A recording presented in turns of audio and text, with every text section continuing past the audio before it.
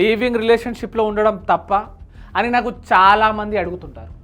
అలా ఉండడం అయితే తప్పు కాదు. ఎందుకంటే మన దేశంలో ఏ వ్యక్తి అయినా లివింగ్లో ఉండొచ్చు. మ్యారీడ్ అయినా అన్మ్యారీడ్ అయినా లివింగ్లో ఉండొచ్చు. ఒక పార్టీ మ్యారీడ్ అయి ఉండి ఇంకో పార్టీ అన్మ్యారీడ్ అయినా లేదా ఇద్దరు మ్యారీడ్ అయిన పర్సన్స్ కూడా లివింగ్లో ఉండవచ్చు, సహజీవనంలో ఉండవచ్చు, ఎలాంటి రిస్ట్రిక్షన్స్ లేవు. కానీ ఇక్కడ మీరు గుర్తుపెట్టుకోవాల్సిన విషయం ఒకటి ఉంది. అదేంటంటే మీరు లివింగ్లో ఉందాం అనుకుంటే లేదా ఆల్రెడీ లివింగ్లో ఉంటే నేను మీకైతే ఒక సజెషన్ ఇస్తాను.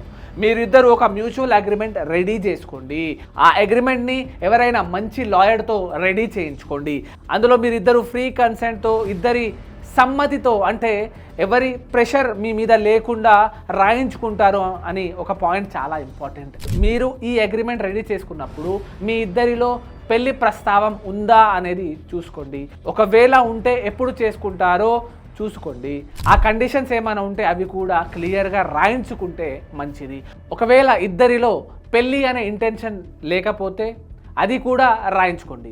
ఒకవేళ ఒక పార్టీకి ఉన్న ఇంకో పార్టీకి ఒప్పుకోవడం ఫ్యూచర్లో జరగదు అని చాలా క్లియర్గా మెన్షన్ చేస్తే మంచిది. అండ్ అన్నిటికంటే ఇంపార్టెంట్ విషయం, ఫ్యూచర్లో ఒకరి మీద మరొకరు ఎలాంటి కేసెస్ ఫైల్ చేసుకోరు అని రాయించుకోండి. దీనివల్ల మీరు 100% సేఫ్గా ఉంటారు అని నేను గ్యారెంటీ ఇవ్వలేను. బట్ రేపు మీ ఇద్దరి మధ్యలో ఏదైనా డిస్ప్యూట్ వచ్చినా, మనస్తాపాలు వచ్చినా ఈ మ్యూచువల్ కన్సెంట్ అగ్రిమెంట్ మీకు చాలా బాగా పనికొస్తుంది. లా తెలుసుకోండి, మీకు మీరే లాయర్ అవ్వండి. ఇలాంటి ఇంకా లీగల్ విషయాల కోసం ఫాలో చేయండి.